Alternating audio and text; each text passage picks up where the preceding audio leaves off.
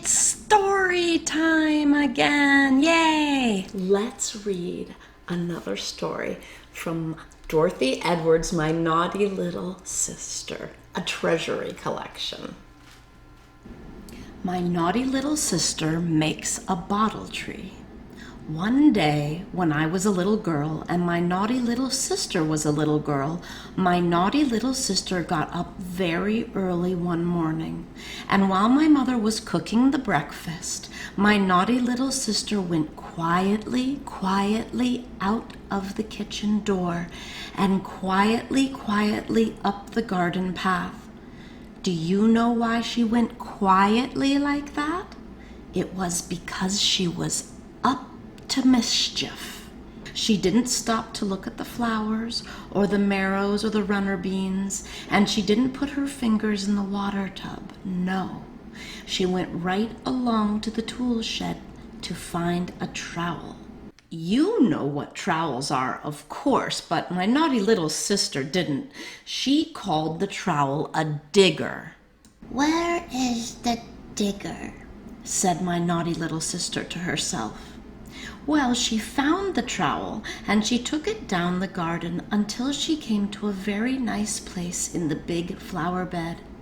Then she stopped and began to dig and dig with the trowel, which you know was a most naughty thing to do because of all the little baby seeds that are waiting to come up in flower beds sometimes.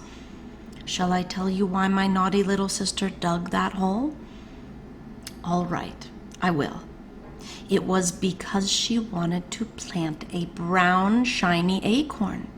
So, when she had made a really nice deep hole, she put the acorn in it and covered it all up again with earth until the brown, shiny acorn was all gone.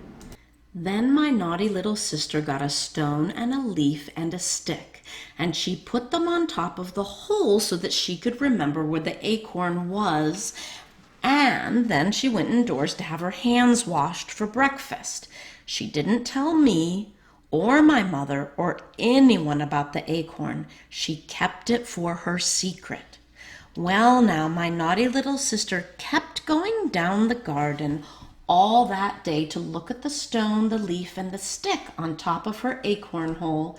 And my naughty little sister smiled and smiled to herself because she knew that there was a brown, shiny acorn under the earth. But when my father came home, he was very cross. He said, "Who's been digging in my flower bed?" And my little sister said, "I have." Then my father said, "You are a bad child. You've disturbed all the little baby seeds." And my naughty little sister said, "I don't care about the little baby seeds. I want a home for my brown, shiny acorn." So my father said, "Well, I care about the little baby seeds, so I shall dig your acorn up for you, and you must find another home for it." And he dug it up for her at once. And my naughty little sister tried all over the garden to find a new place for her acorn.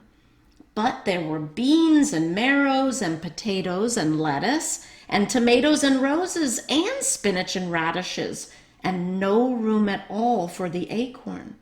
So my naughty little sister grew crosser and crosser, and when tea time came, she wouldn't eat her tea.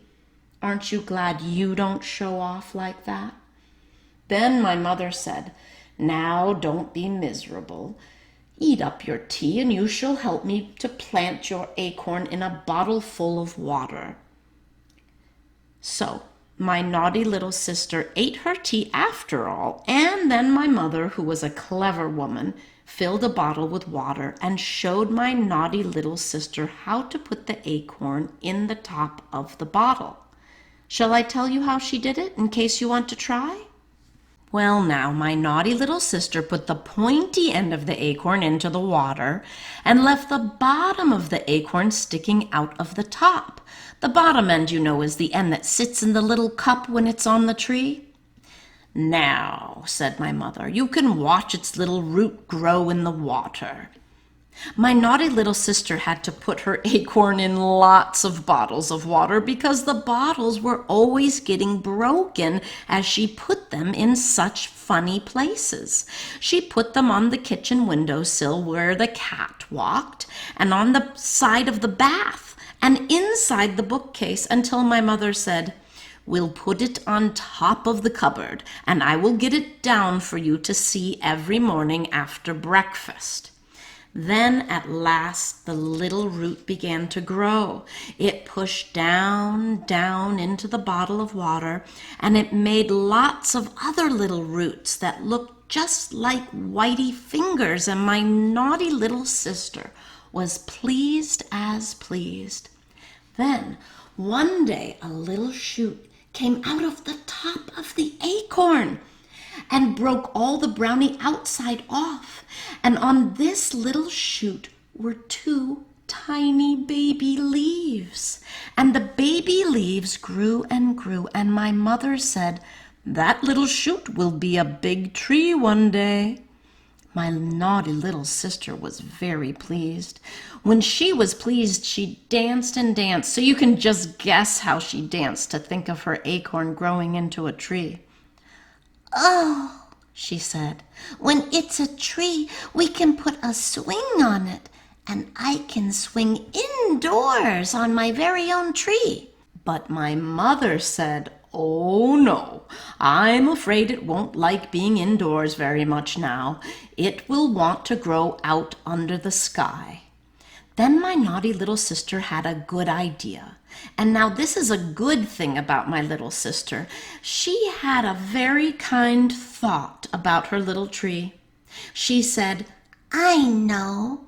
When we go for a walk, we'll take my bottle tree and the digger," which of course you call a trowel, "and we will plant it in the park, just where there are no trees, so it can grow and spread into a big tree." And that is just what she did do. Carefully, carefully, she took her bottle tree out of the bottle and put it in her basket. And then we all went out to the park. And when my little sister had found a good place for her little bottle tree, she dug a nice deep hole for it, and then she put her tree into the hole and gently, gently put the earth all around its roots until only the leaves and the stem were showing. And when she'd planted it in, my mother showed her how to pat the earth with the trowel. Then at last, the little tree was in the kind of place it really liked. And my little sister had planted it all by herself. Now you will be pleased to hear that the little bottle tree grew and grew, and now it is quite a big tree, taller than my naughty little sister, and she's quite a big lady nowadays. Oh, I love that story. She wasn't too naughty, and maybe her dad was just a little bit the naughty one, should have been less cross with her, don't you think? I hope you enjoyed that as much as I did. Don't forget to subscribe and click the thumbs up if you can. I have a Donald Duck.